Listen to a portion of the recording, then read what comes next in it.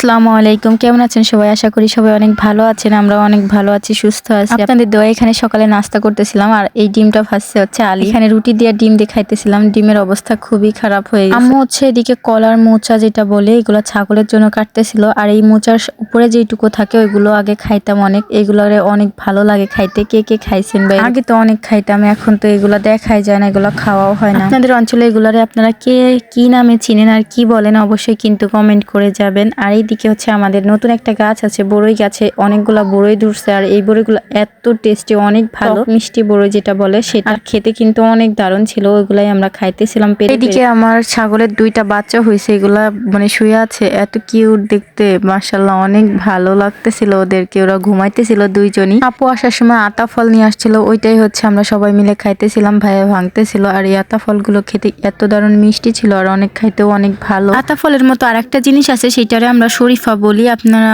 কি বলেন জানি না, তবে ওইটাও খাইতে কিন্তু অনেক ভালো লাগে। বাট এটাও অনেক ভালো ছিল খাইতে, আমার কাছে খুবই ভালো লাগে। আজকে বাসায় অনেক মেহমান আসবে, মেহমান আসার কারণে হচ্ছে কয়েল পাখি রোস্ট বানাতে চাইছিল। ভাবি হচ্ছে আবার কয়েল পাখি রোস্ট খাইতে চাচ্ছে, তো এর জন্য কয়েকটা কয়েল পাখি নিয়ে আসছে। আমিও অনেকদিন ধরে ভাবতেছিলাম কয়েল পাখি রোস্ট বানাবো, তবে আজকে ভাবলাম যে তাহলে নিয়ে আসা যাক, সবাই মিলে একসাথে খাওয়া হয়ে যাবে। আর এইদিকে যে পুঁই শাকের ফলগুলা, এই ফলগুলা ভাজলে অনেক ভালো লাগে আমার কাছে, জানি না কার কাছে কেমন লাগে। আজ হচ্ছে ভাবির আম্মু আর মানে তাদের বাড়ি থেকে সবাই আসবে, মানে তারা সবাই আসছে, যে সবকিছু নিয়ে আসছে, মিষ্টি পান মানে যা যা লাগে ভাবিরে নিয়ে যাইতে আসছে। তো এর জন্য মাছ নিয়ে আসছে, অনেক বড় মুরগি নিয়ে আসছে। এর জন্যই কিছু আয়োজন আর কি আমাদের বাড়ি থেকে করতেছিল। ভাবিরে যেহেতু নিয়ে যাবে এর জন্য এগুলা নিয়ে আসছে। আর এইদিকে হচ্ছে আমি হচ্ছে পোলাও বসাইছি গ্যাসের চুলায়। আম্মু হচ্ছে লার্কি চুলায় রান্না করতেছে, গোশ রান্না করতেছে। যেহেতু রান্না করে শেষ করা যাবে না, অনেকগুলো আইটেম করতে হবে, এই কারণে দুই জায়গায় দুইজন বসাই দেওয়া হয়েছে। এদিকে আমারে হচ্ছে রোস্ট রান্না করতে দিছে আর পোলাওটা, আর ওইদিকে আম্মু হচ্ছে আরো যা যা বাকি আছে ওইগুলো রান্না করবে। আমি এদিকে হচ্ছে পোলাওটা বসাই দিছি।